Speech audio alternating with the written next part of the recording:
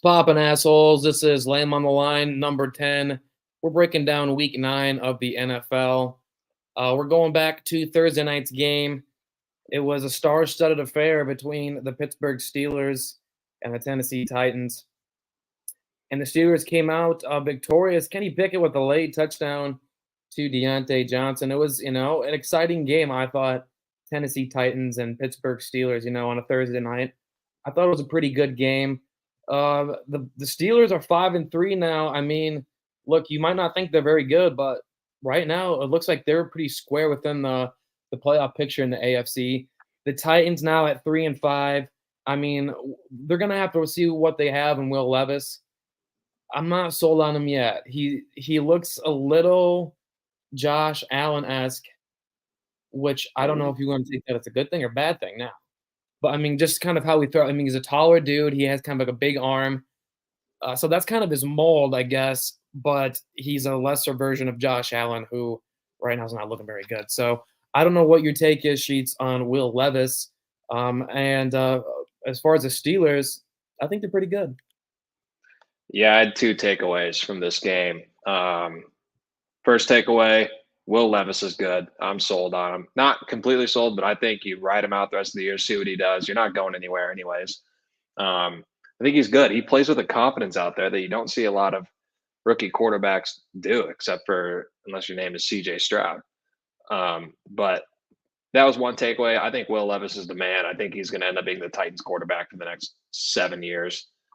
And the Steelers, they're good. That division's just too tough, man. I mean, I think they go like 7-2, 5-3, 5-3, 5-3, and the Bengals are better than them. The Browns are right there with them, and the Ravens are obviously better than them. So it kind of sucks if you're a Steelers fan, because I think you obviously still want to win and you want to give yourself a chance, but I just don't think they have one. I don't see a world where the Steelers come in second in this division and sneak in the playoffs. So you don't think there's any debate that they are better than the Bengals? You think the Bengals are just Yeah, Burrow is so good, and with Jamar Chase and Joe Mixon, if they stay healthy, that they will finish ahead of the Steelers. I know the Bengals are in last in that division right now, but that won't last long. They'll creep up to second. The Steelers will probably finish fourth, maybe third. so do you think the Steelers are better than the Browns? I think they're right at the same level. I think that's a game where if they're playing in Cleveland, the Browns get the win. If they're playing in Pittsburgh, the Steelers get the win. So I think they're pretty equal, but both have good home field advantage. So yeah, no. Are they better than the Steelers? Maybe by a touch, but nothing big that separates those two teams. Well, I think the Steelers still might get in. They're 5-3, and they haven't looked super good. So I mean, they have a good record despite not playing well. So even if they go, they played 8 games already, and they're 5-3. Say they go 3-5 in the next 8, which is realistic. They're still 8-8. They're right in the mix. So they've done enough where I think it's gonna be down to the wire. I think it's gonna be down to the wire. With a 5-3 record, that's pretty much essentially halfway through the season. I know they added the extra week. If you're 5-3 after 8 weeks, I think you got about a 50-50 shot. So They got a we'll really see tough game next week. Really tough game next week. who they got. They got the Packers at home. Ooh, okay. Let me look at this one here. Pittsburgh -3. That's I a think game I that's like the Packers in. Yep. Put your wallet on the Packers. I'm actually with you for once on this one, Sheets. I'm looking ahead. I think the Packers will beat the Steelers. So every game matters in that division, man. I think the Bengals are gonna, or excuse me, I think the Ravens are going to win the division. I think they locked that up. Even if the Bengals get hot, which looks like they are, they've won like what now 2 in a row. Even if they got on the tear, I think they're still. I think those first couple 4 or 5 weeks where they were sinking, I think it's going to put them back just a little bit of the Ravens. I think the Ravens will win the division, but I do predict after last night's win, which we'll get into a little bit later, the Bengals to be in the playoffs. I think they are better than the Steelers. I was just trying to feel you out for how you thought the division was going to Feel be. me all day, Sheets. I don't know where you're going with that one. Let's go to the Sunday games. We are going to save the Germany game for a little bit because special guest Ryan Funk, the Chiefs fan, and he's coming on to join us later in the hour. So when we get him on there, we will discuss that one.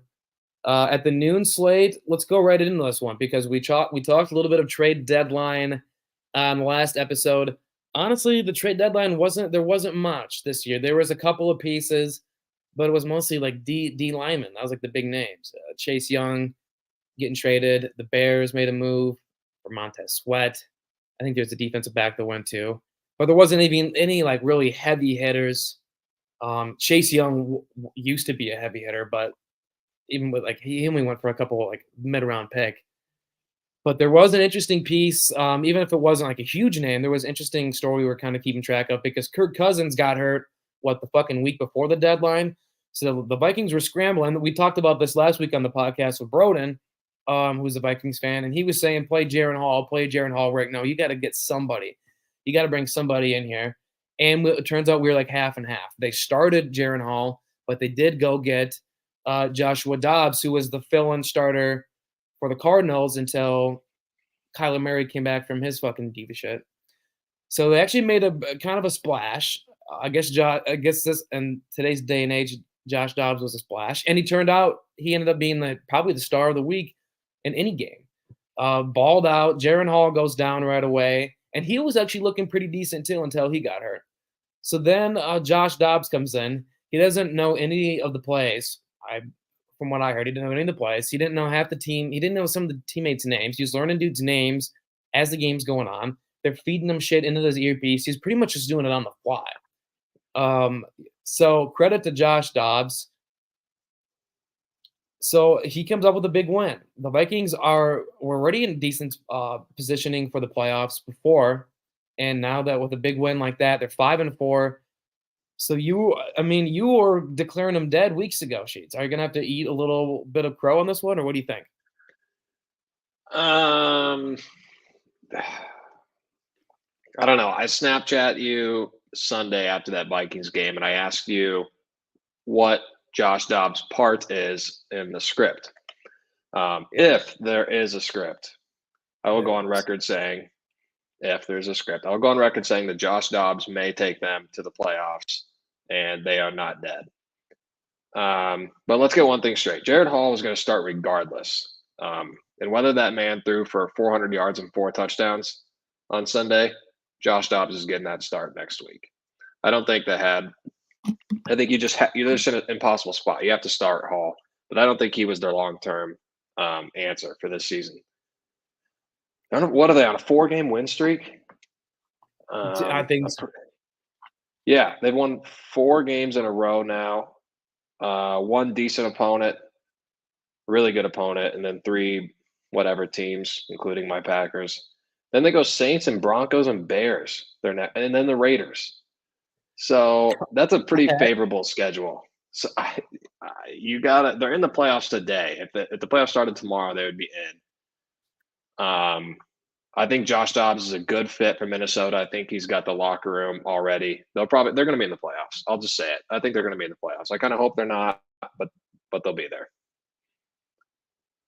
I think so. I think at this point, there's still obviously a lot to be decided. We're about halfway. We're about 45% away through the season. So we have a pretty decent sized chip of information right now. I think I can say pretty confidently right now in the NFC wise, the NFC South are getting one team in. The winner of that team or the winner of that division is getting in. That's it.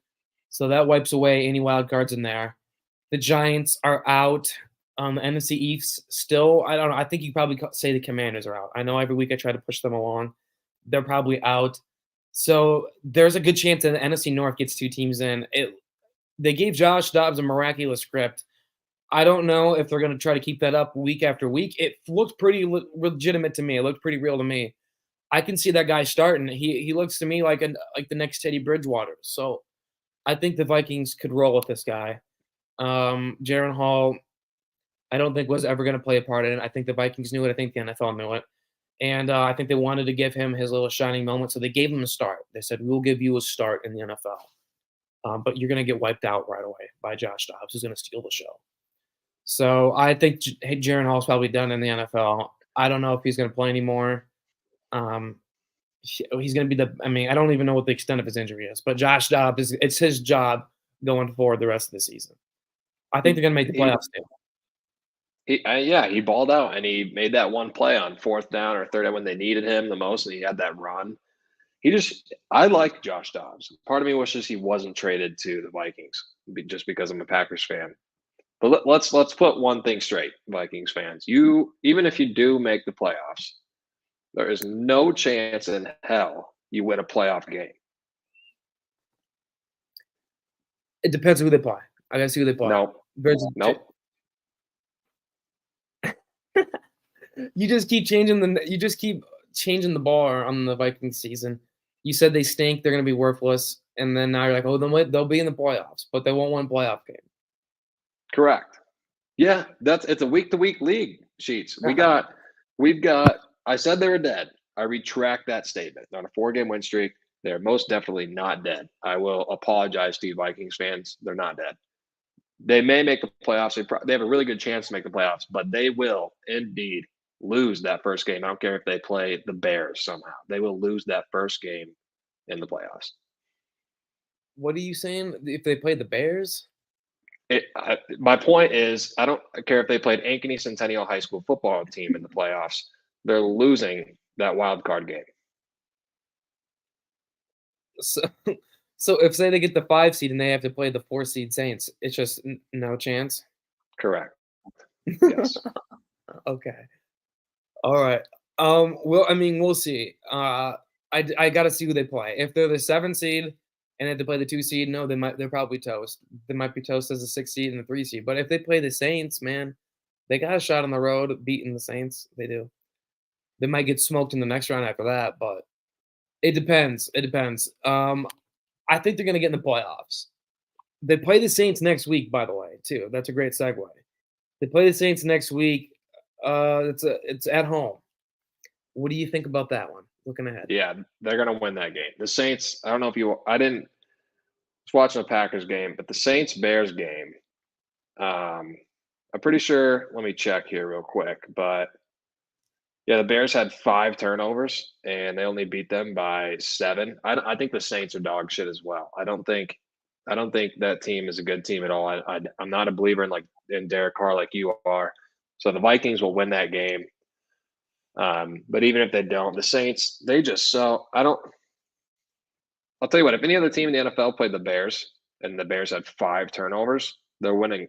Every other team's winning by more than 1 touchdown. I had a different takeaway from that game, Stains. I was watching that one pretty close. I was watching that one a decent amount. And I had a different takeaway than you. I thought the Saints looked good. Derek Carr, 2 touchdowns, no interceptions. Taysom Hill, receiving touchdown and a passing touchdown. There's no team like that in the playoffs that can do that kind of razzle-dazzle as well as they do. You get a guy like Taysom Hill in a playoff game, I think that guy could do some wonders. I agree. They're starting to implement him more and more each game into their offensive game plan. But they played if he goes up against any playoff defense like the 49ers, the Eagles, any defense that has some dudes on the other side, I think he's going to be pretty easy to tame. He's not going to have quite the impact he does. But against the Bears defense, which is basically a trash bag. I mean, this just didn't impress me for the Saints. In order to impress me against the Bears, you need to win by more than 7. Okay, I'm just saying, Taysom Hill. The things they're doing with Taysom Hill looked great. He had passing touchdown, he had receiving touchdown.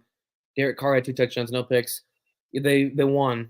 I think they look good. They're top of the standings.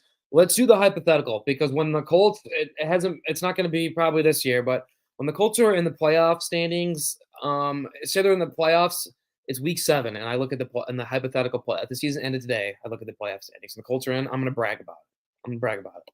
So let's look at the hypothetical playoff. Let's look at the hypothetical playoff standings right now, and because we're talking about the Vikings. You said they will not win a playoff game. So let's take a look at the hypotheticals right now. Right now, the Vikings would be right now as the season ended, the Vikings would be a 7 seed.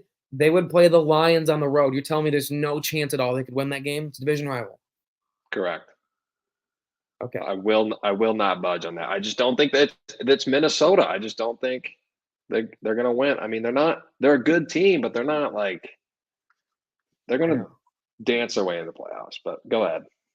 I think if the playoffs ended today and the playoffs were going to start and the Vikings have to go on the road to Ford Field against the Lions, I would pick them to win.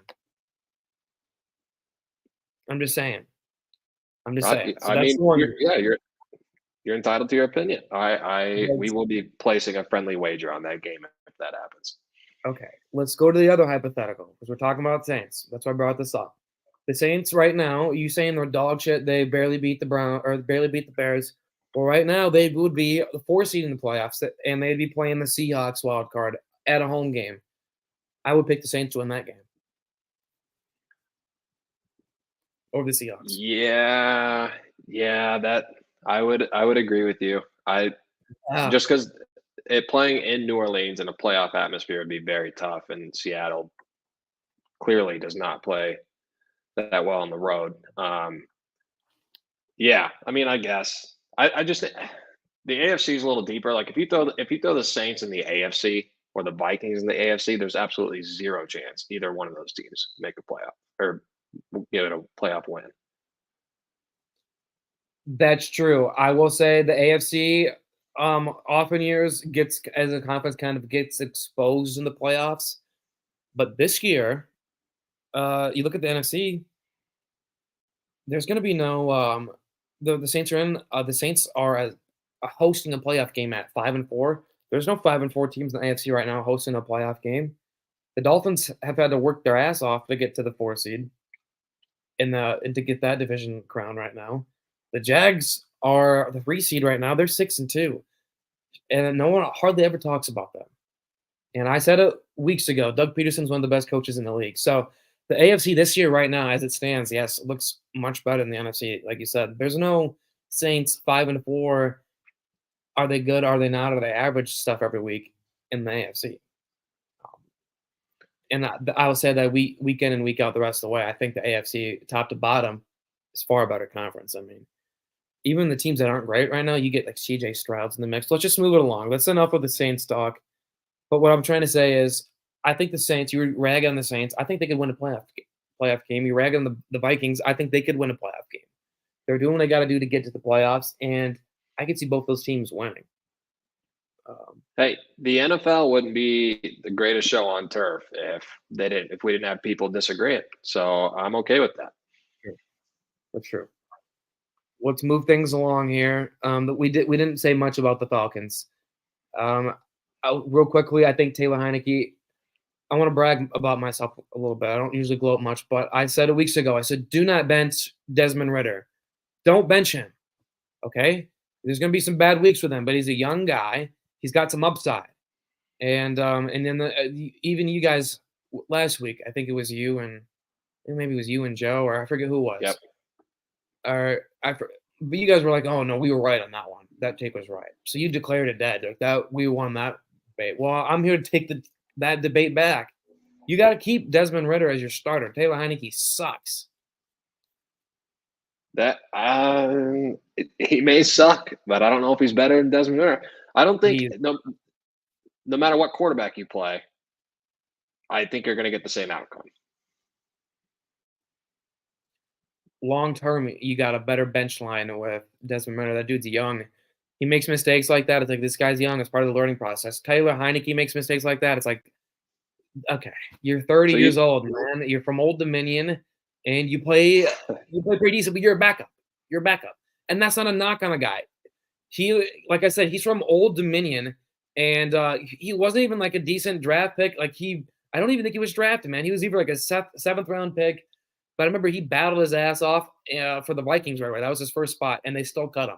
Like I'll give him his dues. Taylor Heinicke made a name for himself in the NFL, and he's probably going to be a career backup and a pretty good one. But for the Falcons long term, man, you got to go with Desmond Ridder, and maybe he's not the answer at the end of the year, but you're going to get the same result, and you might have something there. Taylor Heineke, there's nothing there with that guy. He was throwing terrible picks. He's a wild man who you want as a backup. You want him in the quarterback room. He's a good guy to have in the quarterback room, but long term, man, we've have a good lot of analysis. I don't know what the scientific term is specifically, but we've got a good chunk of data on this guy, and there's just nothing there. I do think we haven't seen the last of Ritter this season. I think he will get another start. I think you're probably right. They better go back to him fast, man. Heineke ain't it. I don't know who. Let's take a look who they play next week. They play the Cardinals next week, so maybe you can roll with them again. They're probably going to win that game. I mean, so he will be 1-1 as a starter. I mean, there's no way they lose. Well, I guess Kyler Murray's back. Shoot, Kyler Murray's back. I don't know. I still think they win that game. I don't know. I'm still declaring myself right on this take though. I think you got to go back to Ritter, man. He's younger. That's what I would do. But we'll see. If you're right, and we go on a couple weeks, and Ritter starts getting some wins, I will give you your flowers, no doubt. Okay. This might be a week-to-week argument because I can see fucking old man Heineke beating the Cardinals next week. All the hype's on Kyler Murray to come back, and Heineke gets it done. So I think the NFC South is going to be a wire-to-wire thing. I still think the Saints have the lead there, but it's a compelling, even for a shitty division, there's some compelling storylines. Now you got the Heineke factor in there.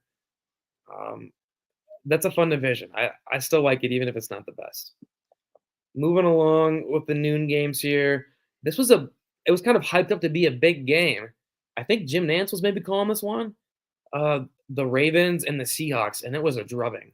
And I didn't end up watching much of it because it was just a flat out dominant performance. I had other stuff to worry about. The Ravens kicked the pants off them. Like I said, this team is light years ahead, I think, in the AFC North. Even with the Burrow machine back, I think the Ravens are on a different planet. AFC or division-wise, conference-wise, NFL-wise. The Ravens look like the best team in the NFL. They kicked shit out of the Seahawks. I talk about watching Pete Carroll coach every week. I didn't like to watch him this week. That was bad.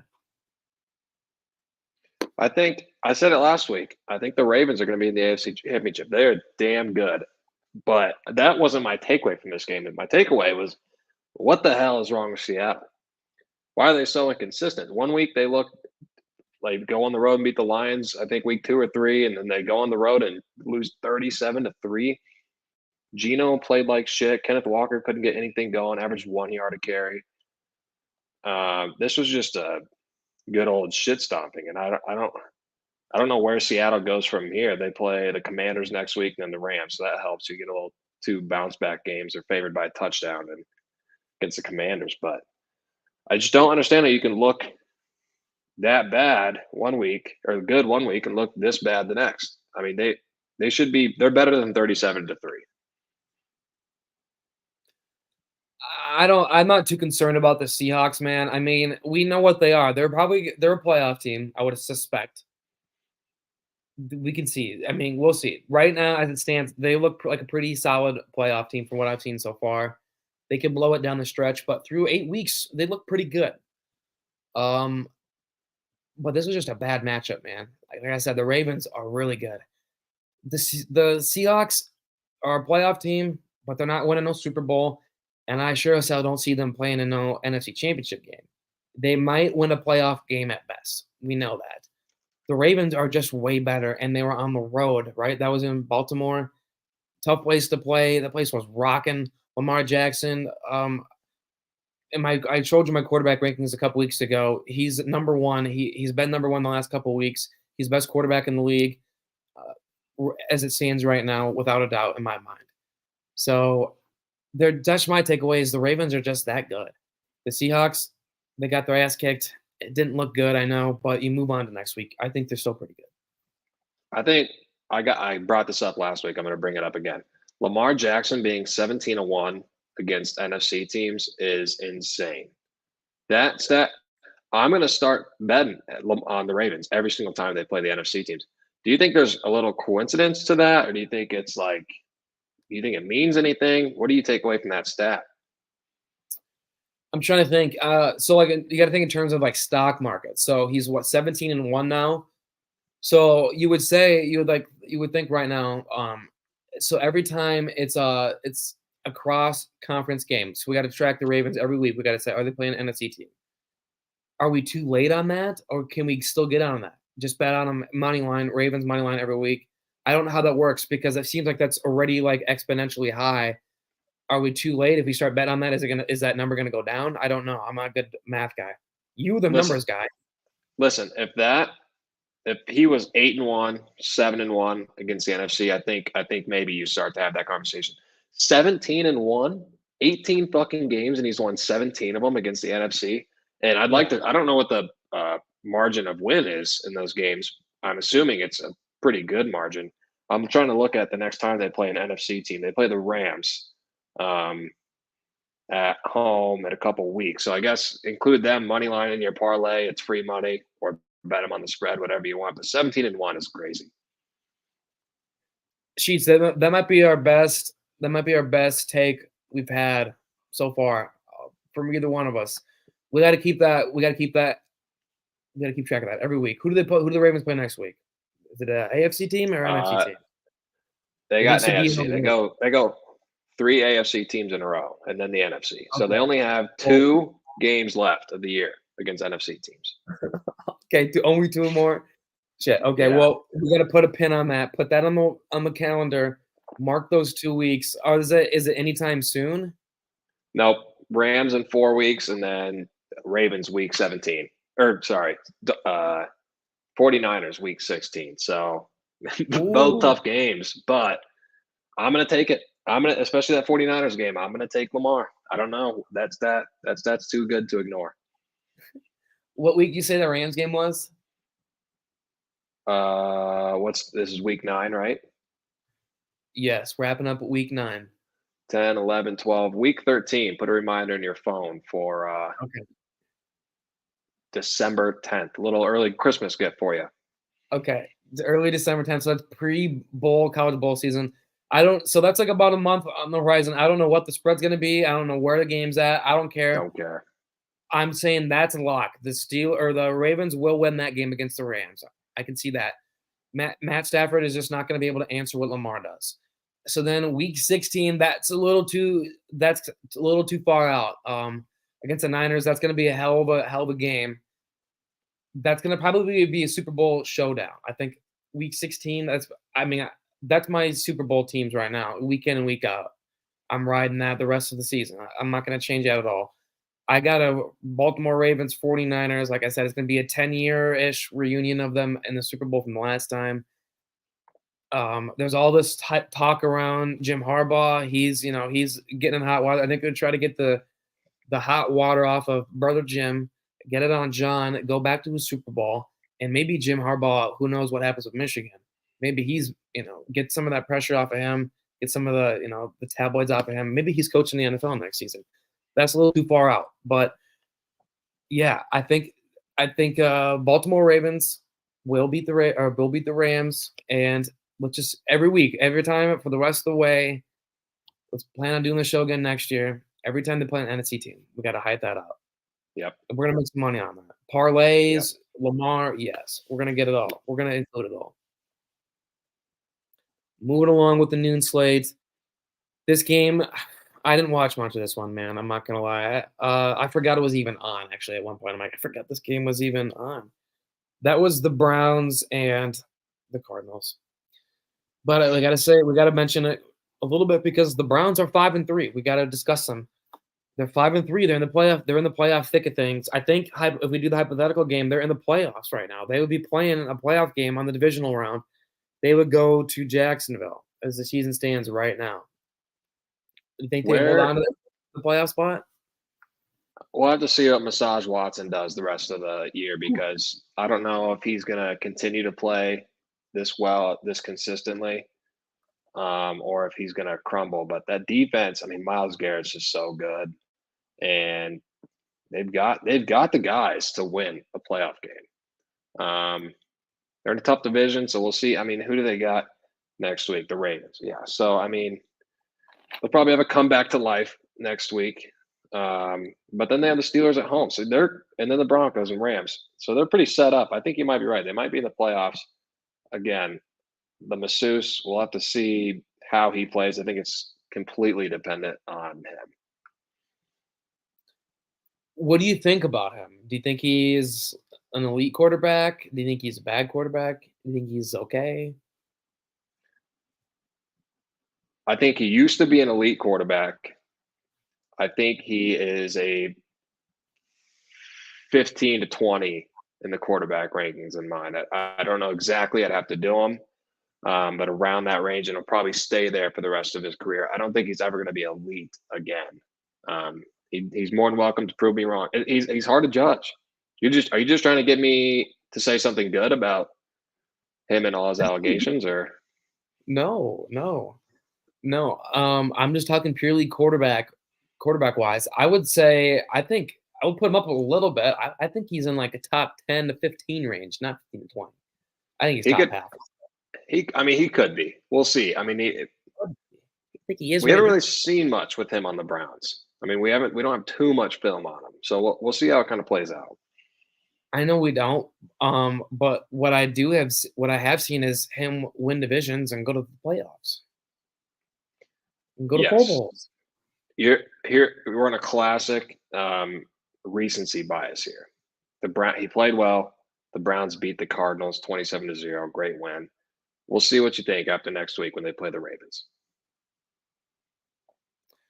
We'll see. I mean, I do expect the Ravens to win. Yes, I'm not saying he's going to pull off a big miracle win next week. I just think he's a tier. I think he's a little. I would think he's a tick ahead of where you put him. I'd say he's in 10 to 15 range. Listen, if we did, let's just put it this way: Tier 1, 1 through 10; Tier 2, 11 through 20; Tier 3, the rest of them. He's a Tier 2 quarterback. What was tier two? It goes by tens sheets: 1 to 10, 11 to 20, and then 21 to 32. I think you could argue at his best. I think you could say he's fringe tier one. I would put him like upper echelons of tier two. Yes, but I would make an argument he could at his best. His ceiling would be tier one. I think you put him in tier one at his best. Maybe we'll see if he gets back to his best. We'll see. That I don't know if he will, but if he does, that's great news for the Browns, and that trade's going to all work out for him. But if he doesn't, then it's just another quarterback from the Browns in the garbage. My takeaway is like this guy was the NFL liked Deshaun Watson. He was probably going to have a good career, and then he did all this scuzzy stuff, and they're like, you know what, like you're good enough. We can't just totally write you off. What can we do to keep you around in the league? Because you're Deshaun Watson, man. Like you won a Heisman Trophy. Like, you're a college champion. Like we need you in the NFL. But you pissed us off doing all this fucking gross shit. So we're just gonna stick you on the shit bear or this on the shitty Browns. And so I think, yeah, I think his best days are behind him. I still think he's a really good quarterback. Like the people are like, what's wrong with him? Like they're just NFL is pissed at him. They need him in the league still, but they're pissed at him for all the shit he did. So they're gonna make him average the rest of his career. I think. We'll I see. think he's talent wise, he could be really good, but I think he did himself in. He's on the Browns, dude. Like the NFL's not going to have the Browns win no playoff stuff anytime soon. Absolutely not. Okay, taking a look, you can take the lead on this one. 3 o'clock game, and it was your Packers getting a big win. So you were down in the dumps 2 weeks ago, but now you have a win over the Rams. Does it change the needle at all, or is it just a win over the Rams? What do you think? A little bit of both. I was down in the dumps, and then my good friend Matt LaFleur threw me a ladder, a couple of them, climbed out, and I'm back. We're 3-5. Again, it's a shit Rams against Brett Rippon. I get that. And we didn't look great, but we won the game. Okay. We won the game, and we have a very winnable game next week against the Steelers. We're talking a lot about the Vikings making the playoffs. Let's not forget who the real crowning reigning champ of the NFC North is last 20 years. Okay, it's the Packers. Let's kind of slow your roll here I think if you beat the Steelers and then you come with the Chargers at home, the Chargers are very inconsistent. You catch them in a bad game, all of a sudden we're 500, 5-5 in an NFC where anyone can make the wild card. So no, I'm not down in the dumps anymore. I'm back on top. Jordan Love still has a lot of learning to do. He's got to play better. So does the defense. But if you win games and you repeat that process, Sheets, you will be in the playoffs. So I think we still have a chance. Are you writing us off? No. You tell me to slow my roll. Hold on a second, buddy. I told you earlier. I told you earlier. I thought the Vikings I told you that I thought the Packers would win next week. So I think I think you're gonna win next week. You'll be 4-5. See by the Steelers next week, right? Yep. Yeah, I already told you when we were talking about the Steelers earlier. I said I think you will win next week. 2 weeks from now, who do you have? 2 weeks from now? The Chargers at home, though. Here's what I'm worried about, Meisner. Last season we were in a spot where we kind of climbed our way back into the playoff race. We go into week 18 and we got a chance to win. If we win, we're in. And we ended up losing to the Lions at home. Not to mention with Aaron Rodgers. So I'm a little afraid if we get to that same spot, do I trust Jordan Love to get that win in week 18? If Aaron Rodgers couldn't do it, I don't know if Jordan Love can. So we cannot get to a spot. If we're going to make the playoffs, we cannot get to a spot where we're in must-win week 18. We need to get there before. We need to get above 500 as quick as possible. I'm going to play along with you, man. I think you're going to win the next 2 weeks. I think you'll be back to 500. I don't know if you said who you played after that once you get back to 500, but I think you'll win the next 2 games. I do. We'll hit a bump in the road. We play the Lions and the Chiefs. But right after that, we have very, very, very winnable games the rest of the season. So, I mean, I'll just give you a quick rundown. Steelers and Chargers, then the Lions and Chiefs. Okay, Lions and Chiefs are tough. Then we have the Giants, the Bucks, the Panthers, the Vikings, the Bears. 5 games that are very winnable. Not saying we're going to win all 5 of them, but that's not a tough schedule. There's still a window open for us. You said you play the Bears to close the season? Yeah, I love that at home. So I think at that point you would be 8-8. I think with a win you would finish 9-8 if you beat the Bears. I don't know if that's good enough to get in the playoffs. I don't know. It's going to be down to the wire. I think if you really want to make the playoffs, you got to split with the Lions and the Chiefs, my friend. I think as a fan, I'm going about it wrong. Well, as a fan, I'm not. As a player, I hope to God they're thinking one game at a time. That's all they got to do. That's what you got to do. Steelers. Focus on the Steelers next week. Try and get a road win. Spoil their season a little bit and probably make them fall to 4th in that division. Start there, and then we'll continue to talk. But we could be in a worse place. Right. I think you got to adopt the NFL mentality just to your everyday life. You can't. It's good to look a little bit into the future, and you can get a little excited, a little anxious about it, and it's sometimes maybe to reminisce in the past, but you got to live in the present. You got to live in the school of what's happening right now. And so this week, you're the Packers. Yes, you have to acknowledge your past. You are 3-5. Okay. But this week, you just got to win. You're in the present right now. You got to win, baby. And I think you will win. So this week, I think I'd be feeling good. If you're a Packers fan. Yeah. Like I said, could be worse. We got to win this weekend. I'm looking forward to the next week against the Steelers. Right. Okay. So we're moving on now. Did you want to say anything else on the other end about the Rams? No, they're trash. They're not going anywhere. Sorry, Jack Klingel and Ty Eifler. By the way, thank you for the Venmo. We had a friendly wager, Packers Rams, but they're trash. They're bad. If you're a Rams fan, you saw Super Bowl, and you still got a top 10 NFL coach in the NFL. So a top 10 coach. You still have a Hall of Fame quarterback who still, I think, with the right roster, can get you back to greatness, Matt Stafford. But you got to fill in the pieces around there. It's just not going to work this year. Last year it wasn't going to work. This year it's not going to work. My question is maybe I don't know what the extent of Matt Stafford's injury is. I think he's still week to week, right? I don't think it was anything serious. But maybe you pose a bigger question: do you get this young Brett Rippon guy in there who looks just fucking terrible, lose out, get an even better draft pick, or do you think? I still think no. I would no. Not to say it out loud. I think you still got to ride Matt Stafford. If it's a week to week thing, you got to ride him and really put the pieces that you do have together. I think and just take an average pick and figure it out after this year. I think that's what I would do. Yeah, I'm not a fan, as we talked about with Broden. I'm not a fan of tanking and losing. I don't think it's good for the locker room, for the organization. I do want to say one thing though. You mentioned they won a Super Bowl. I would trade places with them in terms of if the Packers won a Super Bowl a couple years ago, they were trash right now. I'll take that.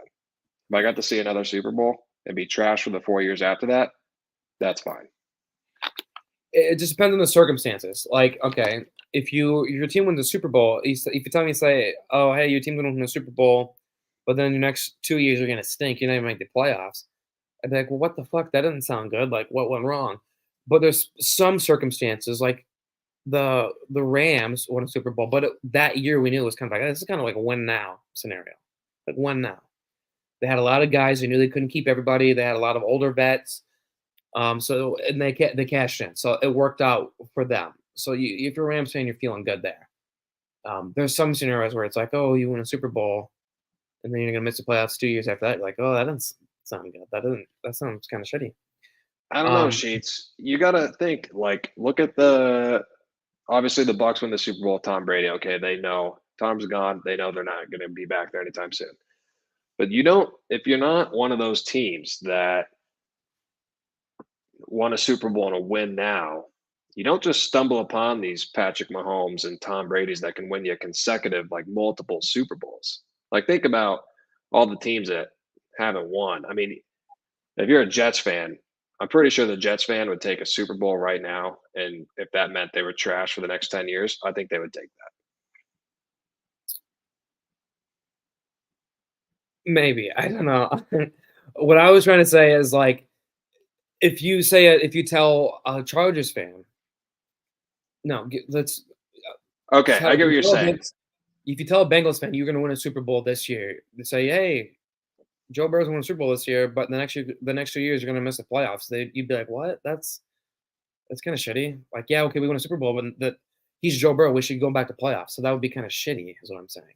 It'd be kind of weird. What I'm saying is, it worked well for teams with old quarterbacks. So yes, if you're a Packers fan a couple years ago, and say, "Hey, Aaron Rodgers going to win a Super Bowl," but then you're going to beat ass for a couple of years, you'd be like, "Oh, that's fine, cool with that." But if you have a young quarterback and you're a fan of that team, and that's a deal. You're like, that doesn't sound good. I don't want to have 2 years in a row where I have a prime quarterback not missing the playoffs after winning a Super Bowl. I don't even know what the Yeah. fuck we're talking about. But what I'm trying to say is the Rams are done. Even if you play Matt Yeah. Stafford, they're done. Not gonna make the playoffs. But I think they should keep rolling with Matt Stafford. Brett Rippon looked awful, really He's bad. One bad. of the worst quarterbacks I had ever seen. If there wasn't a guy named Clayton Tune playing, who we didn't say much about the Cardinals. I will say that about the Cardinals. Clayton Tune was the one of the worst quarterbacks I think ever. Caught him. I know we passed that game already, but we'll go back briefly just so I can bring up his stat line. Clayton Tune Caught was him. 11 for 20. He was 11 for 20, so he wasn't, he didn't throw a lot of incomplete passes, but he had 58 yards passing. He had 2 picks. You're the quarterback of the offense. You're at the helm. You got to generate offense. Okay. So what did you do for me? There's his individual stats, but what else did the whole offense do? Maybe there may be some other factors. Maybe they generated some stuff in other areas. So let's look at the team stats. Okay. They had 7 first downs to the Browns 17. Not good. They were 1 of 12 on third down. Clayton Tune, it's the starting quarterback, 1 of 12 on third down. And they had 58 total yards of offense. Clayton Tune is one of the worst quarterbacks in the history of the NFL to start a game. He will go down in history, though, in the NFL. He started a game. Congrats to Clayton Tune. That's cool. That's cool. That's a cool stat. He started a game in the NFL. Congrats. But it wasn't good. See Moving ya. ahead, moving ahead, this was a noon game that had a lot of fireworks, and I kind of forgot about this game right away. It wasn't until like the second quarter, almost the end of the second quarter, I'm like, holy shit, this game's on. I gotta pay attention to this. And it went down to the wire. I'm glad I caught it because it was. I mean, it doesn't really have really implications big picture wise, but for in the moment, you talk about being in the moment. That was probably one of the games of the week. C.J. Stroud stole one away from Baker Mayfield. Baker Mayfield thought he was big hot shot, get a big win. No, C.J. Stroud, the rookie, grabs it right from him on the last play of the game. Walk off winner for the Texans. What was your big takeaway from that game? Stroud's a dog. That man, as a rookie, I mean, if you throw for 5 touchdowns and 470 yards, I don't know if I assume he broke some records yesterday. I mean, I would imagine there are a couple records that he broke. He's very good. The Texans are in good hands with him moving forward. I was listening to Pick Central today. Nick Mangold had a good point, and he was talking about someone asked him if there's like a hangover for quarterbacks or if the defenses start to figure him out, at what point that is. He's like, you'll often see rookie coaches and rookie quarterbacks do well the first season, and then you'll see a little bit of a slump the second season. So I'm going to set a reminder in my phone for July because I think the over under for wins for the Texans next year is going to be higher than it should be. And I'm going to bet the under amount those wins. Just quick side note. But yes, the Texans are very good. Are the Bucks dead? I think they're dead. I think so. Let's see who they play next week. 3-6. If you're the Tampa Bay Bucks and you're 3-6 of Todd Bowles as your head coach, ain't looking good. They have the Titans at home. I think they're dead long term. I don't know who is going to win that game next week. It's a game between two teams who are pretty much dead. So it's like, do you want to try to get Baker Mayfield back in the picture, or do you want to give Will Levis a big storyline win? I would lean Bucks. I would lean Bucks next week. So they're 4-5 next week. Then they play the Niners and the Colts, two powerhouses after that. So now they're dead. They're dead. The Texans, they're in your own division here. Are they in a better spot for the future than the Colts are right now?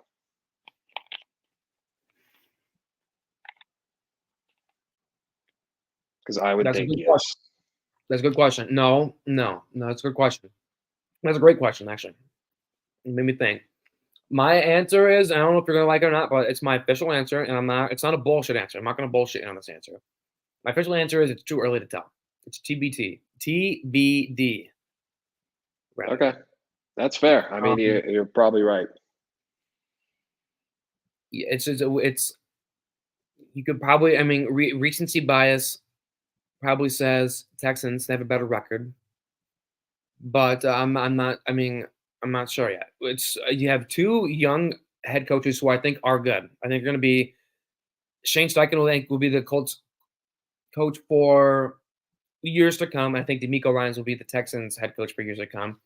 I think Anthony Richardson and Stroud will be the team's quarterbacks for years to come. So I think they're both in similar situations.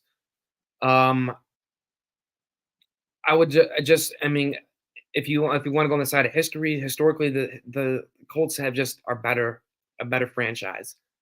That makes me lean a little bit more towards us historically, but recently, yeah, they have a better record than us. So it's TBD is my official answer. I don't know yet. All right, I think it's fair. I don't think there's really even a lean either way. I like our chances, believe it or not, I like our chances to roll the dice and maybe get a wild card spot better than theirs. So I'm a little biased, but I would lean. I would say TBD, but I would lean Colts. All right. Okay, is that the rest of the noon games? Are we officially into 3 o'clock territory? Yeah, I think we are. And listen, now there was one more. Was the Patriots and Commandos? That was a noon game, right? Yeah. We can talk about them briefly. I'm not gonna rag on Bill Belichick like I did the last 2 weeks. I ranted about him in depth. the sentiment remains the same. He needs to be gone. He needs to be fired. They're not going to, it appears, but they should. The Commandos are 4-5. They've had some brutal losses. Remember 2 weeks ago, they had, what was his name? I forget his name. Who was freaking out? Remember the post game? I Ron forgot his name. Rivera? You remember? I couldn't remember his name, and you remember who it was. It was a defensive guy who was like going nuts in the post game. Oh, shit. Who was that? For the Commanders, you're saying? Yeah, I thought so. He was like, "We always do this. Been around this same old shit we do every week." I forget. Oh, I don't He was, remember who that was, but maybe it was a Giants guy. Maybe it was a different team. But either way, the Commanders are 4-5. And I keep telling you each week, I'm like, do we string them along? Don't give up on them yet. And now they play the Seahawks next week. I can maybe see them winning. What do you think? no. No. I think No? you've been stringing them along. I told you last week they're dead. That division they're in is just too good to sneak in 3 teams. I mean, they're automatically 3rd or 4th in that division, no doubt. So, in order for them to make the playoffs, they're gonna need a lot of shit to happen. And I just don't. You're winning by 3 against the Patriots. I mean, yeah, it's a good win, I guess. You beat Belichick on the road, so I guess you can chalk that up. But we all both think Belichick should be fired. So what does that even mean anymore? I don't know. They won, good for them. But again, they're there with the team that's not going anywhere and not making the playoffs. So This is what I want to say about them. They're not one of these other teams that are kind of like stringing along like the Falcons, per se. Where there's like stringing along this kind of washed up. They can either go, they have to pick a choice. You have a shitty rookie, a shitty young guy, second year guy, or the average journeyman guy. Sam Howell's legit. He's good. Like the Commanders have a legitimately good young quarterback. They're like a Texans. They're like the Texans of the NFC, is in my opinion. And maybe Stroud is a little more flashy, but I'm a Sam Howell guy between those two, personally. I'm just gonna say. I am too. Sam Howell's definitely the better quarterback, but neither teams are going to be in the playoffs. So they're in good hands for the future. They got some young talent, but not this year. I'm not counting the Commanders out yet. I'm not. I like what they're doing. They blew one, yes. They blew a big one of the Eagles, and they crapped their pants a couple weeks ago to the Giants. I think that's what it was. It was a couple weeks ago. I think the Commanders guy was going nuts about the Giants game they lost. I don't know. But I'm not counting them out yet. I think they will beat the Seahawks next week. They're 4-5 after that. And I think they could beat the Giants 2 weeks after that, 5-5. They'd be 6-5 if they won those 2 games. They might fall a little bit short, but I'm not counting them out yet. I'm not projecting them to go to the playoffs, but I'm not. They're in the hunt territory. You know, they're in the hunt. You can't count them out yet. They're not dead. Are we at the time? Are like the Cardinals officially eliminated? Like are teams officially getting eliminated yet? Cardinals are eliminated even with Kyler Murray, man. They're 1-7. That dude is not. The team's not very good. He's not going to go 7-1 and make them 8-8. I mean, 1-7, they're done. So there's teams you can eliminate. I mean, mathematically, the Patriots are not done yet. I would not. I'm calling for Bill Belichick to get fired, but I'm not counting him out. I'm not calling him dead. I would say that. Whoa. You can't do that. You can't do that.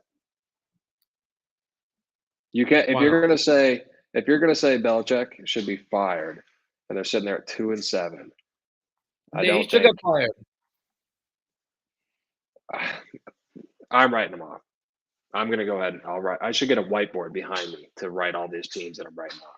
You're probably right. I would say it's like 90s. I would say it's like upper 90s%, but it's not 100 yet. They're not totally written off yet. You're usually a little more optimistic than I am on the bad teams, and I'm a little more pessimistic on the good teams. So it's a good yin and yang. I'm just saying the graphic. It's like the graphic. You're hanging the graphic up right now. They're not really dead yet. I don't think the Cardinals are having 1 win. They're not gonna. 2 wins is better than Trump's 1 win. The Patriots are probably dead. But I'm just saying, like, they could rip off a couple weeks. They could rip off 2 wins in a row and be 4-7, and then we're like, well, okay, well, they're not. We called them dead, but they're still kind of in the mix. They're probably dead, but I think they're on life support. They're not officially dead. I wouldn't say they're officially dead. All right, we'll see. I don't know. The Cardinals are done. Isn't there a team in the? No, there's two teams with 1 win. The Panthers are 1-7. They are done. Fuck it, man. Yeah, the Patriots are done. Let's write them off. They're done. They're the worst team. They're done. I don't know. They're in a tough ass division, and they're 2-7. They're done. They're done. They're done. They need to fire their fucking moron coach too. Okay, so now we're in 3 o'clock territory. We talked a little bit about this game earlier. The Saints and the Bears. I mean, we already gave our takeaway on this one. I thought the Saints looked good. You said the Bears, or you said the Saints looked bad because they should have won by more. We don't need to rehash that. We already talked about that one. This game, dude, I'm not gonna lie. The other games, every other game, like in the noon slate, I had some eyes on it. Like I said, I didn't watch much of the Cardinals game, but I had some eyes on it. I had 0 second of eyes on this game. I know this is an NFL show, but I will admit that. The Raiders and the Giants. The Raiders smoked them. They won 30-6. So I didn't see a single snap of that game. My main takeaway from that is the Raiders, I think, are very happy that Josh McDaniels was gone. I think that guy is a lowlife, a scumbag, an asshole, and I knew that years ago. Now, the Colts have their woes at the quarterback position, and I was not a fan of Frank Reich as his replacement, but thank God we did not have Josh McDaniels. I don't know if you remember this. Maybe you don't remember this, but for the viewers, the Colts had Josh McDaniels as their next head coach.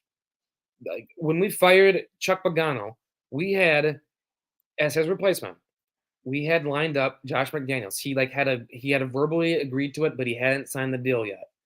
And then there was some like last minute, and it was a prelude to where he's at now.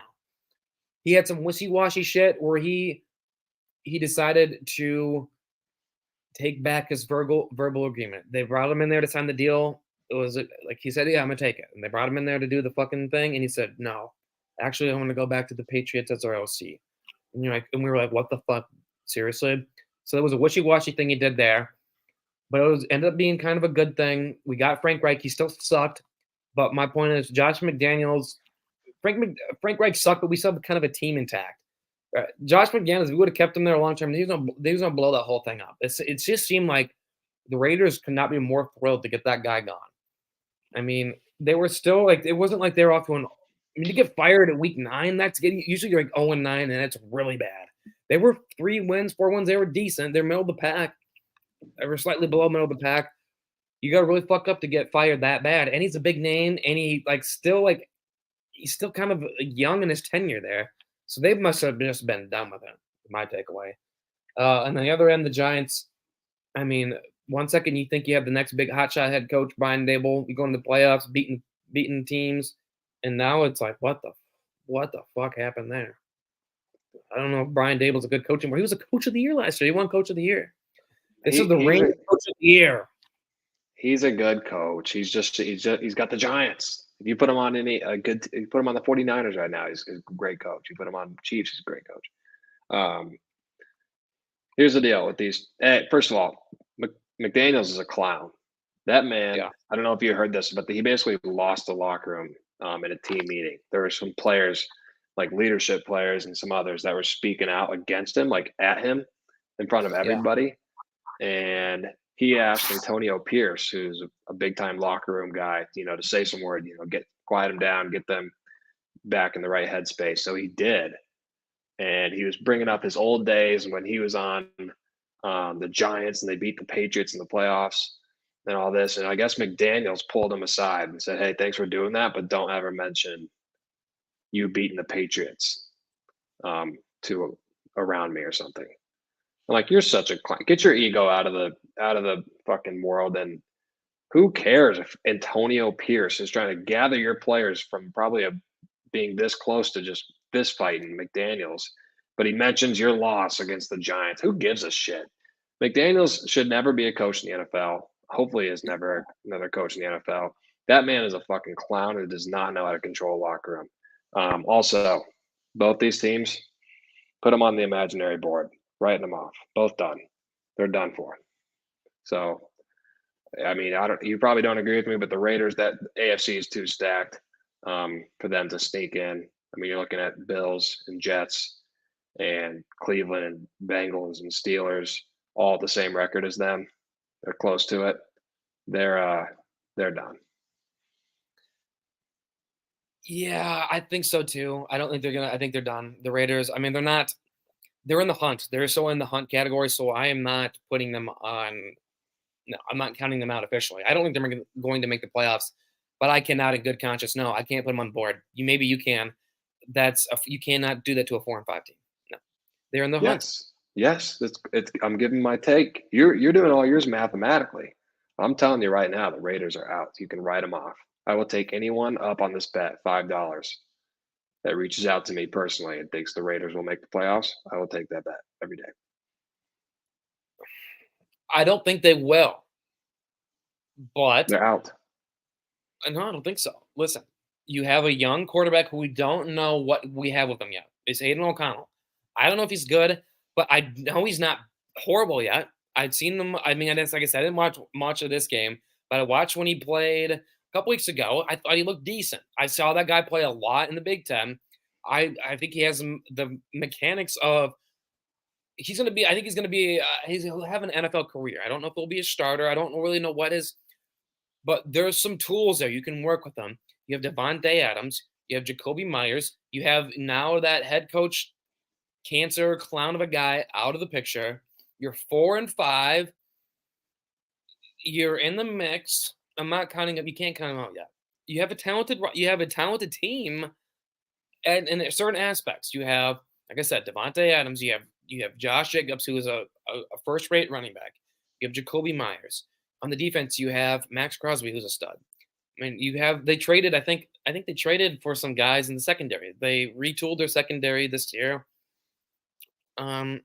There's some pieces there. I'm not counting them out. I don't think they're going to make the playoffs. No, but I'm yeah, again. yeah, I'm going to count them out. I'm not letting you. I'll let you put the Patriots on the board.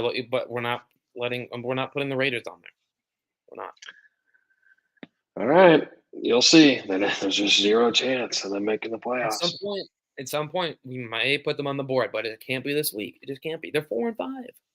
They could rip off 3 wins in a row. I don't see it happening, but they could, and it'd be 7-5, and we would look like assholes. I'm not letting. No. I would look like an asshole. I know, but you would not. It's our show, though. All right. If you want to put them on your board, you can be the big asshole. I'm not doing it. All right. As a show, we have not put them on the board. Personally, I have put them on my whiteboard. Okay. Well, in that case, I do like it because now I hope they win a couple games, and then I hope you do look like a big. I hope you look like a big asshole in a couple weeks. Here's the deal, though.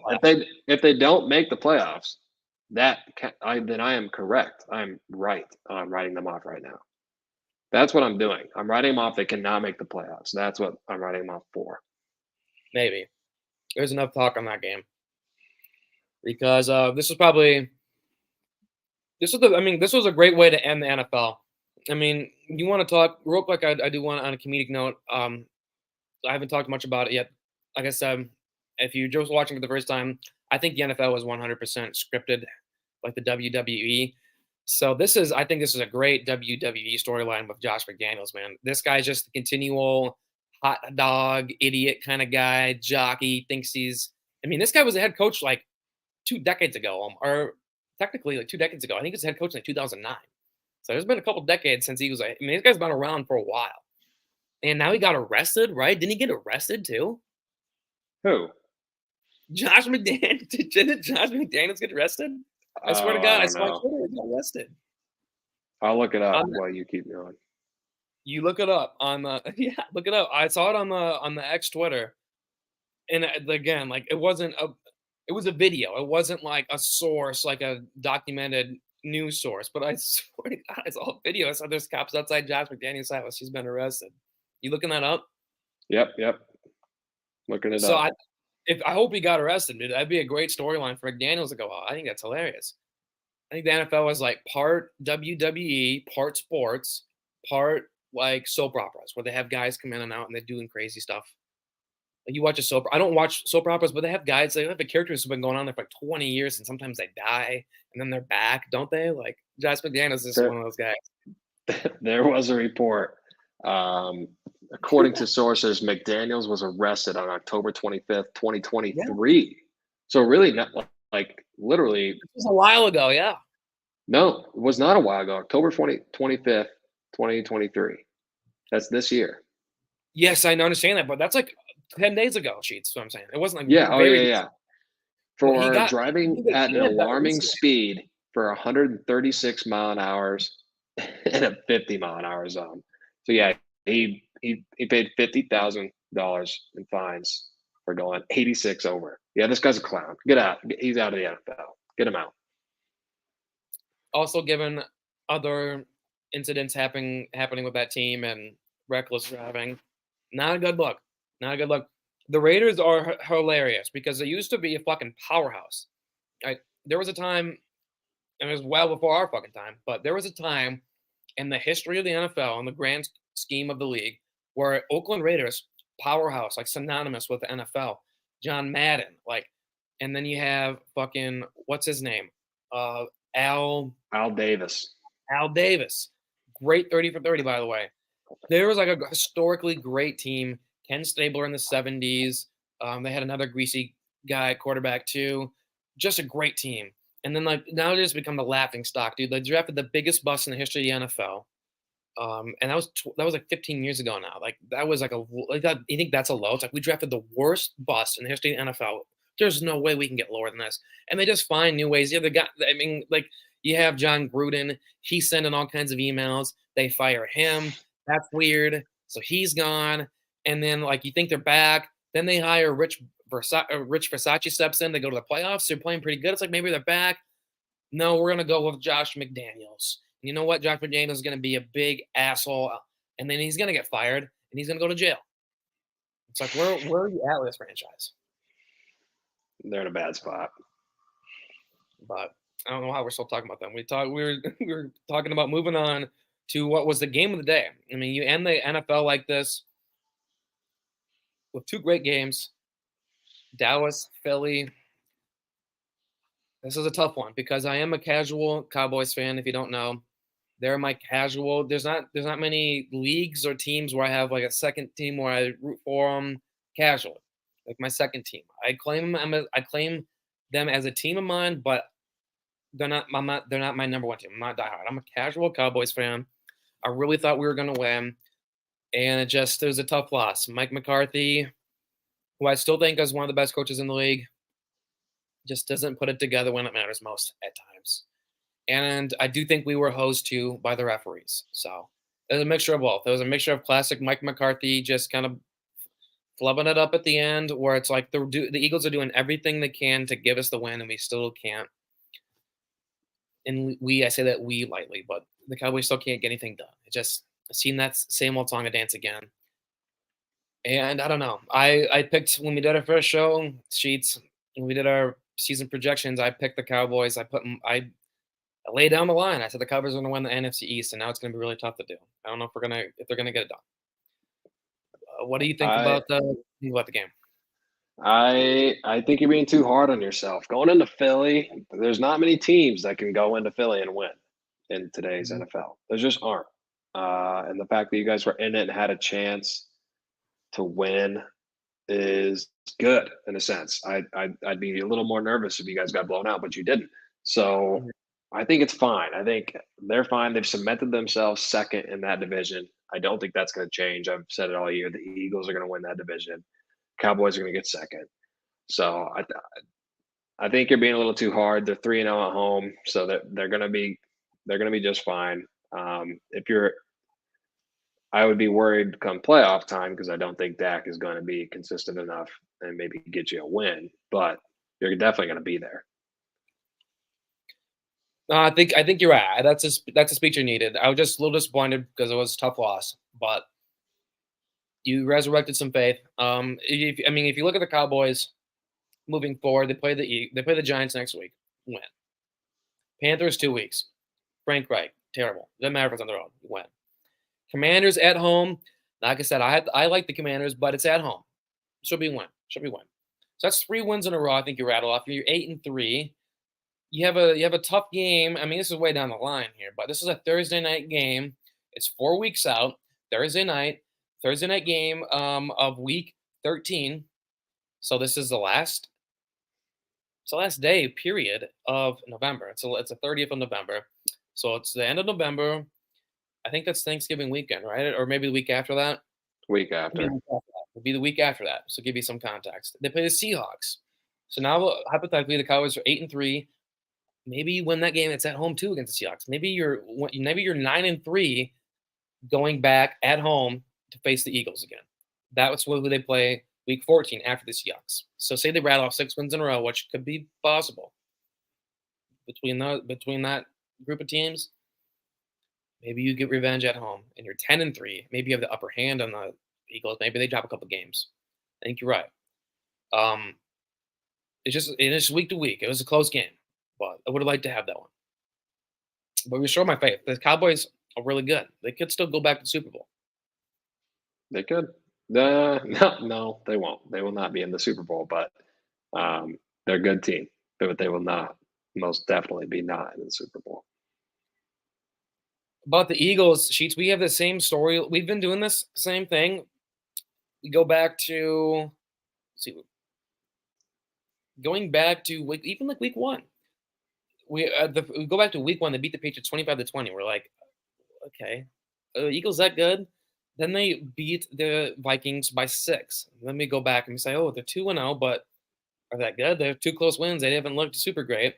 And they beat the Bucks. I think that was a Monday night game. They beat the Bucks by 2 touchdowns. There's 3-0. Then they beat the Commanders in OT, but I think they had to come back in that one. So they're 4-0, but they're winning these close games. We're still not really sure. They beat the Rams. They're 5-0. Now they lose to the Jets. They're 5-1. But now they beat the Dolphins pretty easily by 2 touchdowns. They beat the Commanders by a touchdown. And now they beat the Cowboys. So it's like they're winning close games, but they're 8-1. So 8-1, I mean, that should tell you that they're the best team in the NFL, but they're winning closely. So it's like they could easily be like 6 wins, 5 wins. So what's your gauge on this team? But I still don't know what to do. I'm trying to say is that each week I just don't know what to say. They could be good, but I'm just not sure. I told you last week, Sheets, they're one of the best teams in the NFL, and they just win games. That's what they do. They win games. 8-1 speaks for itself. And I've been saying this. You don't want to peak right now, anyways. They want to be playing their best football come playoff time. They don't want to play it now. You don't want to play it week 1, week 2, week 3. They're getting these wins and not even playing their best football. They're in a great spot. And them versus the 49ers is going to be a great NFC championship. I do think they're one of the best teams in the NFL, although I don't think they're going to be in the Super Bowl anymore because they're going to play the 49ers, who it's going to be a big revenge game. We'll see how that goes, but they're still one of the best teams in the NFL, no doubt. I don't care how close their games are. All right. Moving along, the Sunday night game. We're running a little bit short of time here, partly because I was rambling about a bunch of stuff. I'll take ownership for that one. So I will expedite the Sunday night game, although it was great, and we did talk a little bit about it before. But you said you want to rip on the Bills. So let's rip on the Bills, and then we'll move on to our guest here because it is about almost 6:45 here. So rip on the Bills, and then we'll move on. Get Ryan Funk up in here. First and foremost, the Bills are and can be, maybe not are, the Bills can be a really good football team. But being a good football team and can be a good football team are 2 different things. And right now, they're on the other side of being a good football team because I am very worried. They may not be able to play on the road. They're 1-3 on the road. Had some decent opponents. Their only road win is against the Commanders. So Josh Allen has to play more consistent. I don't know if you saw his pick in the Bengals red zone. They just sat back there and grabbed that pick. I mean, that was dumb. And he does that too often. He's such a good quarterback. He has so much talent, but he just makes too many mistakes. And again, that's why I think they're not going to be in the Super Bowl because you got to rattle off 3 consistent games in the playoffs. And I don't think they can do it. I think one of those games, Allen has 2 turnovers, maybe 3. So their ceiling is the AFC Championship, as it was last year, as it was the year before, and as it's probably going to continue to be in my mind. I just don't. The Bengals are really good. Don't I know they played a close game against them, but they just make too many mistakes at the end of the game or at the start, whenever it is. I just don't think they're consistent enough to be a Super Bowl contender or Super Bowl winner, I'll say. I don't think this year is real quick. I don't think this year is the Bills' year. I don't think they're going to win a Super Bowl this year. But Josh Allen, I said this last night. The guys are kind of talking about it in the group chat. And I was saying, I think Josh Allen is like Brett Favre. It's just all part of the Brett Favre experience. He's a gunslinger. So there's going to be throws like that where it's just like, oh, what the hell? But for every one of those, he has throws where he threads a needle and he get a fucking dynamite of a play out of it. So I think Josh Allen will win a Super Bowl. I just don't think it's going to be this year. I don't know. They got to get a better OC. I don't know I forget who they replaced Dable with as OC. But I don't know. Things aren't clicking. They kind of miss Dable. Not to mention, they're 9th in the AFC right now. They're not even one game out. They're not even first team out. If the playoffs started tomorrow, they're not in. And they got a tough division. The Dolphins are going to win that division. I'll stick with that. I said that a couple weeks ago. They're going to win that division. They didn't look great this week, but we'll get to that. They're in trouble. They need to start winning, and they need to win now. I agree. We had Funk up here in the waiting room, and he disappeared on us. So we'll see. You text him, see if he's getting back up in here. We also, I don't know how I forgot about this. Maybe just I'm a very gracious guy. Forgot to mention the Colts game. I skipped over that one. The Colts did win, by the way. And I don't know if you saw, Jim Irsay had a hell of a time in the locker room afterwards with the post-game dance. He loves to hype it up. A couple years ago, he was viral. He was doing Queen's "We Will Rock You" after a big game, and that blew up on social media. This week, I think it was Meek Mill down too. So I think the Colts. I was tough. No, he bounced back. Now he's back. There we go. Now we got him back. We're adding him up at his stage. I think the Colts are going to bounce back, though. I think it's Minshew Mania. That's what I have on my header. Minshew Mania in November. I think we get hot. I don't know if we're going to go. I don't know if we're going to finish all the way down the line. But I think we're going to get a nice little fun stretch here in November for Minshew Mania. All right. Now we got Ryan Funk in here. Now as he gets his camera here assembled. Funk, can you hear us, buddy?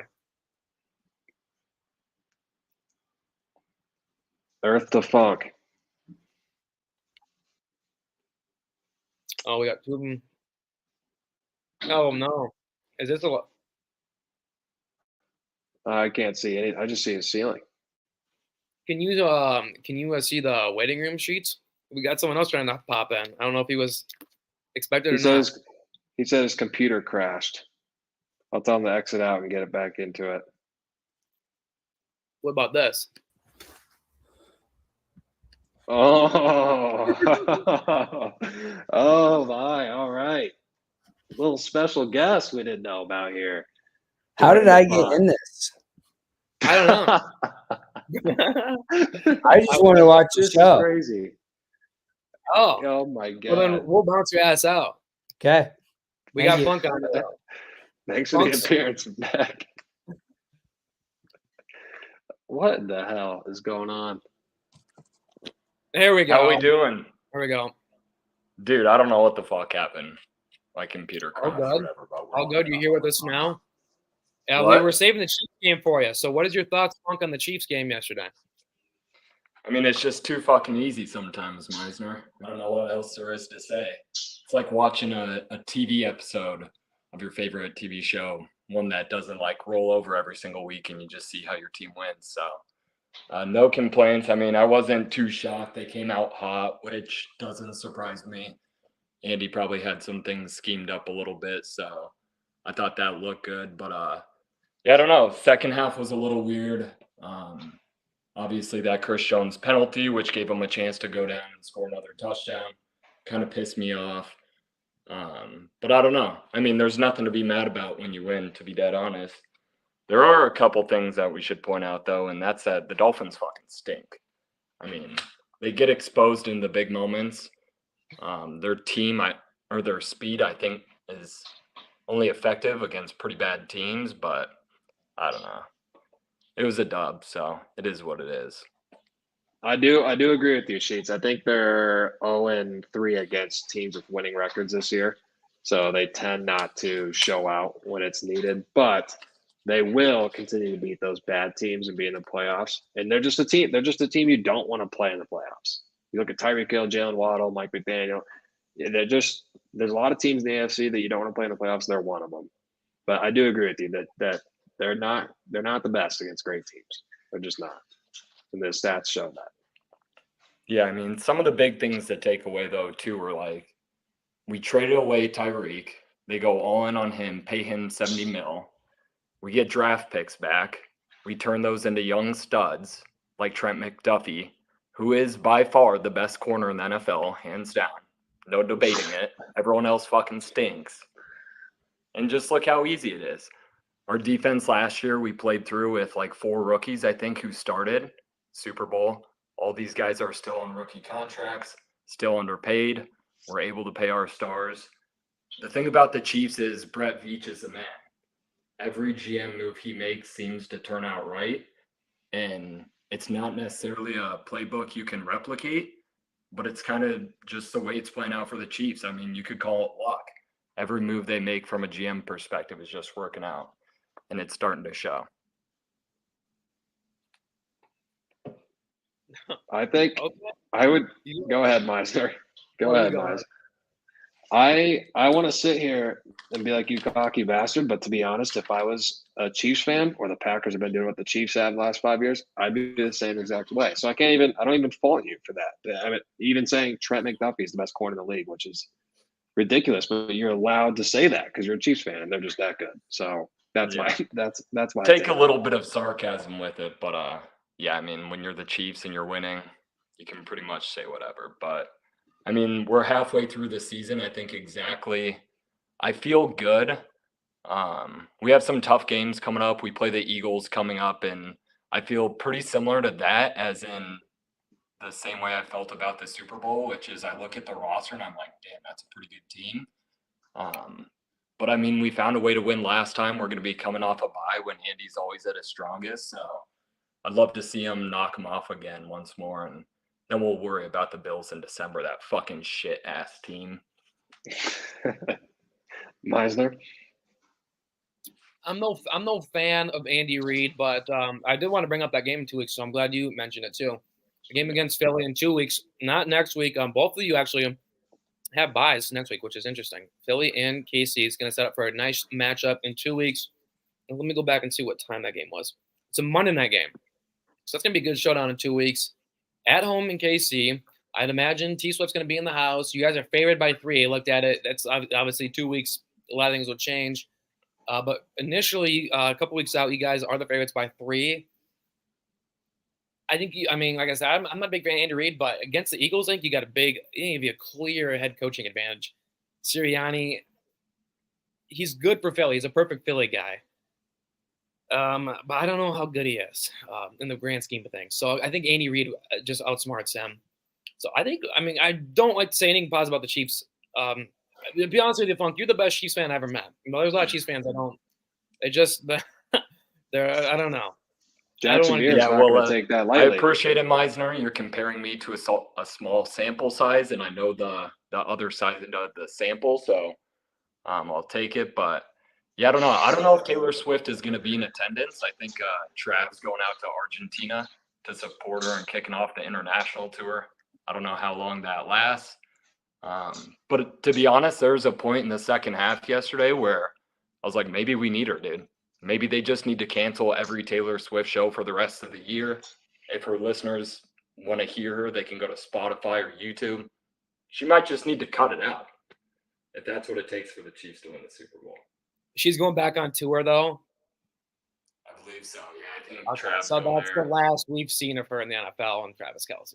I was wondering like when that was going to end, and that's just going to be a little arrow. Remember, that's probably what lasts about a month, 2 months, 2-ish Well, months. I don't know how long the tour lasts, but I mean, I anticipate. I would imagine a long long time. time. I would imagine a while. Do you think there's a better chance of the Bills winning the Super Bowl this year or Andy Reid losing 200 pounds? That's a good question, Sheets. Don't underestimate the powers of Ozempic. There is absolutely zero chance. I mean, zero fucking chance. What are we talking about? That the Bills win the Super Bowl. I have it written on the wall here. The Bills are trash. They're one of the most overrated franchises I've ever seen. And when we get to the winners and losers of the week, I have a few kind words for them. All right, Let's I agree. Like, let's transition to the winners and losers. Meisers, if you got yours, why don't you start us off? Are we doing winners as teams, or was it how? Anything you want. Anything you want. It could be an individual. It doesn't even have to be about the NFL. Okay. The biggest winner, I mean, we talked about it, we didn't want to say this, but it is. It's the Minnesota Vikings. The Minnesota Vikings, just in general, I'll say the Minnesota Vikings. The front office gets Josh Dobbs, and him collectively pulls off the big win for him. The Minnesota Vikings it's really rare for them to be known for like making great trades. I mean, they're known for trading for Herschel Walker, which is the greatest, like the worst trade of all time. So they actually made a good deal, it appears. So this guy comes in short notice. That's my biggest winner. Biggest loser, I mean, there was a lot of biggest losers. There's a lot of teams that just put up shitty performances. But, I mean, probably you talked about it. It's probably got to be the Seahawks. I mean, like I said, I said I wasn't too worried about them. They just played a really great team, but that's bad. They sent Jim Nantz and Tony Romo there. Like, yeah, expected a game, expected to show, and it was bad. So that's my biggest loser, I think. Funk, go ahead. Yeah, so I had 2 winners. One of them was the Texans. I just kind of like the train they're rolling on, but I don't really want to talk about that. The other winner, in my opinion, it's a little bit different. It's not really a winner, but it's the Giants. Danny Dimes blowing out the ACL. You can say whatever you want about that, but they're in a lock to now get the number 1 pick overall. And whether you think Danny Dimes or not is the quarterback of the future, you're going to have an opportunity to prove whether he is or not. Maybe you ship him to the Vikings. They're looking for a quarterback. It's essentially Kirk Cousins Jr. I just think there's a lot of opportunity there if they do get that number 1 pick to either trade it, get more pieces. Maybe you trade with the Bears down a pick and get Marvin Harrison. It's not your conventional winner of the week, but I really like the Giants there. Maybe for all the wrong reasons, but I thought it was pretty funny. So my loser of the week are 2 of maybe the most miserable franchises in NFL history, the Cowboys and the Bills. These teams, year in, year out, want to be so good, so bad, and they fall flat on their faces every single year. And I know we're only halfway through the season, but I mean, everything is just aligning to everything we've ever seen. Don't be fooled by them. They're not good teams. The truth will be revealed. In fact, for the Bills, I think it already has been revealed. But they're the losers of the week. They're the losers of the season. They're the losers of the NFL. I love it.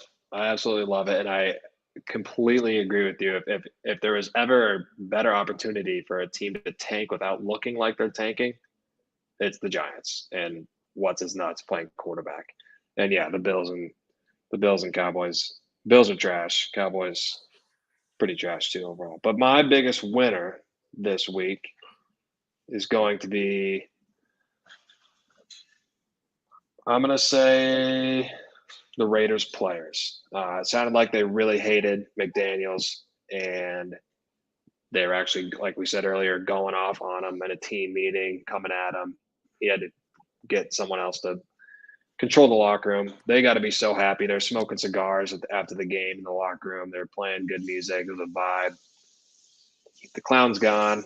Antonio Pierce has got him in good hands. They got to be extremely happy. My biggest loser, man.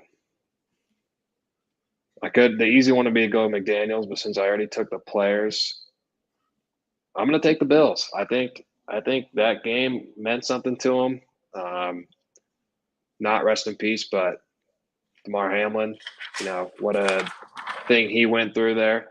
But the Bills Clip it. playing for him, and they just could not get it done again in Cincinnati. So I think that's a precursor of what's going to happen in the playoffs too if they match up.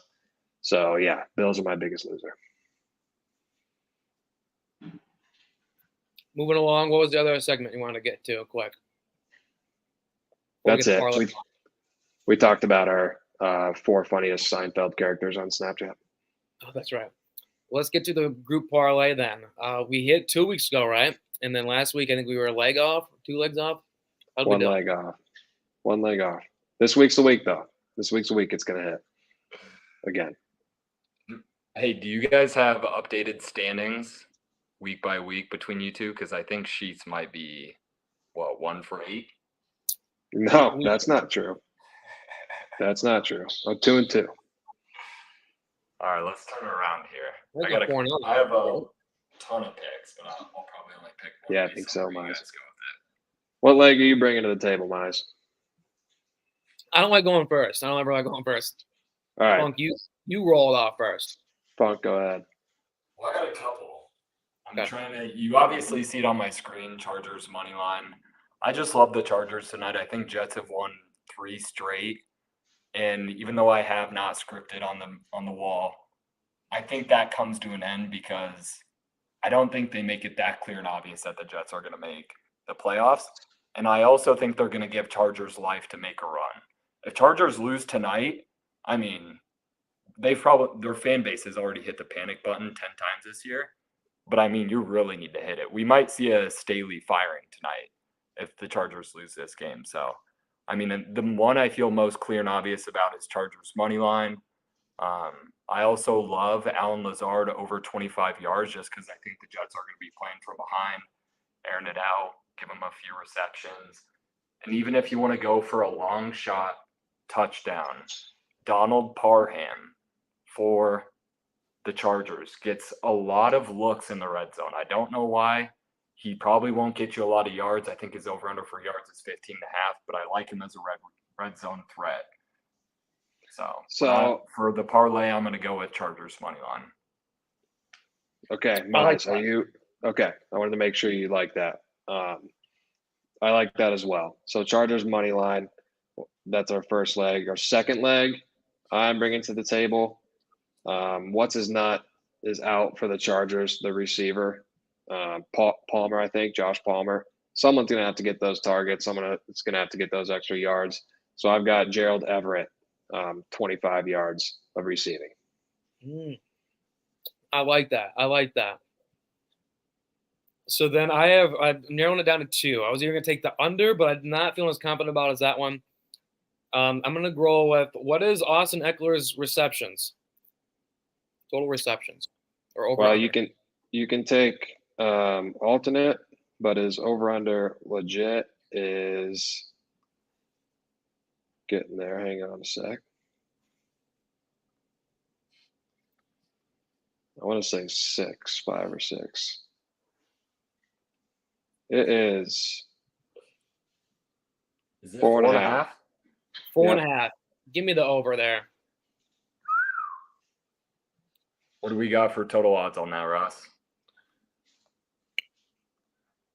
All right. Eckler over 4.5 receptions, Chargers money line, and Gerald Everett 25 yards. If you're on FanDuel, please use the 30% profit boost.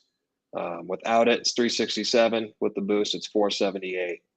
I like that one. That's maybe one of the more confident parlays Lamb on the line has put together. So I think so. I'm very, very confident. All right. Do you have any final thoughts here before we send it off here for Monday Night Football? We want to give we're with the Chargers, right? Rolling with Chargers. Rolling with Chargers. I was looking. I think this is only the second time all year where the Colts, Packers, and Chiefs have all won in the same week. So applause to you boys. This is a winners podcast. We're going to get out of here with positive vibes, go win that bet, and we'll catch up here in the future.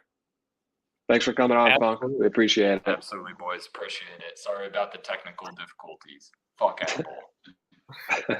Oh, good. We're glad to have you on. We're glad to get some Kansas City Chiefs representation. Hey, I don't like to say it, but maybe they could be the best team in the league. I mean, their first loss was back in week 1. They just keep rolling. I don't like to say it. Thanks for Ryan Funk for joining us tonight.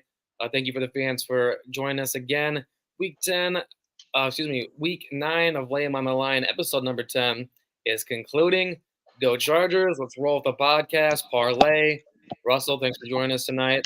And winner circle here in the championship or in the podcast this week. Only winners, no losers. Let's good vibes only going into next week. Thanks for joining us, buddy. Thanks for joining us, the fans. We'll be back this time next week.